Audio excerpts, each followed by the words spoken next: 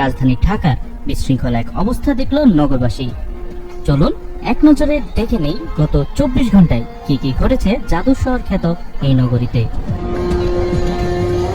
24 November ভুল চিকিৎসায় শিক্ষার্থী মৃত্যুর অভিযোগে পুরান ঢাকার ন্যাশনাল মেডিকেল ইনস্টিটিউটে দিনভর তাণ্ডব চালায় রাজধানীর 10টি কলেজের শিক্ষার্থীরা।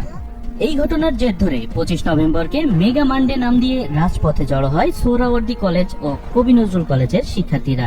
এদিন সকালে 3 কলেজের শিক্ষার্থীদের সংঘর্ষে রণক্ষেত্রে পরিণত হয় যাত্রাবাড়ি। বিক্ষুব্ধ শহীদ সোহরাওয়ার্দী কলেজের শিক্ষার্থীরা বিভিন্ন স্লোগান দিয়ে হামলা, ভাঙচুর ও লুটপাট চালায় মাহবুবুর রহমান মোল্লা কলেজে। পাশের কবি নজরুল সরকারি কলেজের শিক্ষার্থীরাও যোগ দেয় সেখানে।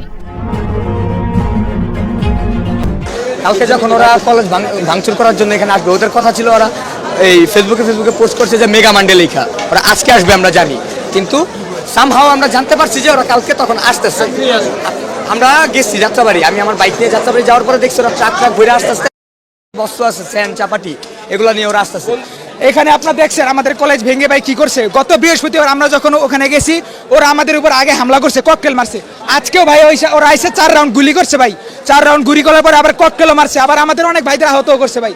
তারপর আমাদের শিক্ষকরা যারা এখানে আটকে পড়ছে ওদেরকে অ্যাম্বুলেন্স দিয়ে আপনার হাসপাতালে ভর্তি করাই দিছে। এদিকে 24 নভেম্বর রাতে তুচ্ছ ঘটনাকে কেন্দ্র করে রাতভর বুটেক্স ও ঢাকা পলিটেকনিক ইনস্টিটিউটের শিক্ষার্থীদের সংঘর্ষ হয়।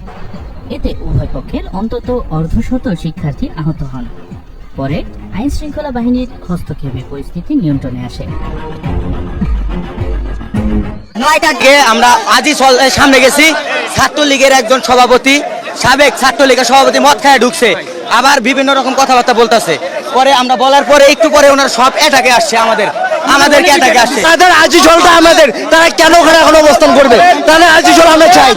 সবার কথা হচ্ছে যে এখন ওরা এই জায়গা ছাড়তেছে না কেন, আমাদের আজিজলের অবস্থা খুবই খারাপ, আমরা হলে যাবো। আমাদের বুটেক্সে রাজনীতি নিষিদ্ধ, তো আমাদের আজিজলে কিছু লতিফ হলে রাজনীতি যারা করে তারা কি রাজনৈতিক আলোচনা করতেছিল, তো সেখানে আমাদের সিনিয়র ভাইরা বলছে যে এখানে রাজনীতি নিষিদ্ধ, রাজনৈতিক আলোচনা করা যাবে না। তো ওটা নিয়ে তারা বলতেছে যে না আমরা লতিফের পোলা পাইন, এরকম নিয়ে বাকবিতণ্ডা করছে।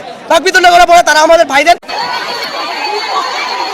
অহিংস গণ অভ্যুত্থান বাংলাদেশের ব্যানারে বিভিন্ন জেলা থেকে বাস ভর্তি করে মানুষ জড়ো করার চেষ্টা করা হয় শাহবাগ ও টিএসসি এলাকায়। বিনা সুদ ও বিনা জামানতে 1 লাখ থেকে 1 কোটি টাকা পর্যন্ত ঋণ দেওয়ার আশ্বাস দেওয়া হয় তাদের। বলা হয় সোমবার সকালে শাহবাগে অবস্থান কর্মসূচিতে অংশ নিতে। এ ঘটনায় মানিকগঞ্জ থেকে এক নারী সহ 2 জনকে আটক করেছে পুলিশ। এই লোকেরা লোনা লইব আমার বলছে আসতে মানে পাইতেছে না, ওই আমগো এলাকার ওই লোকের কি আছে হেরা বলে ওইটা ই করছে। শাহবাগ গিয়ে টিকিট দেখাইলে তো ওই জায়গায় পৌঁছাই দিব, লেখা আছে নাম্বার, আমরা ফোন দেন, ফোনই ভাই ধরেন 1 ঘন্টা ঘুরতেছি ভাই। বলছিল কোনো কাজ কাম ব্যবসা বাণিজ্য করলে মাসে 1000 টাকা করে আমাদের নিবে। আমাদের বাসার 2 দিন গেছে আমরা আসি না, আজকে কালকে রাতের গেছে, আজকে সকাল 9টা বাজে আছে, 10টা ভিতর শাহবাগ থাকতে।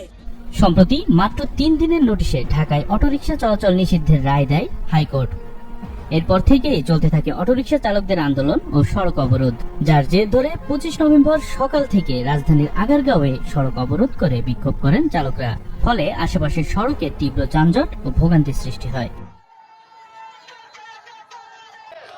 একটা আইনি কাঠামোর মধ্যে এগুলোকে আনা উচিত এবং তারপরে এগুলো চলানো উচিত, কারণ নইলে কোনো ধরনের দায়বদ্ধতা কারো থাকবে না।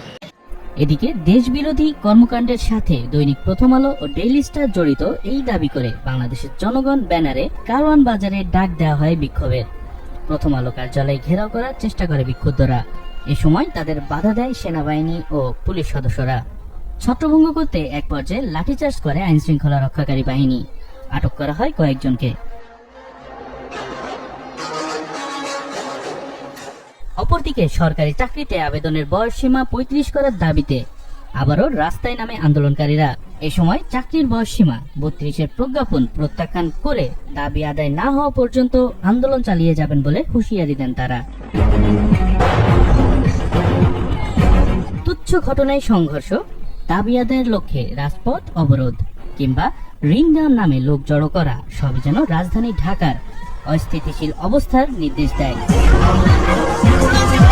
আইন শৃঙ্খলা রক্ষাকারী বাহিনীর পাশাপাশি সেনাবাহিনীর হস্তক্ষেপে পরিস্থিতি নাগালের ভেতর থাকলেও দুর্ভোগে জনসাধারণ।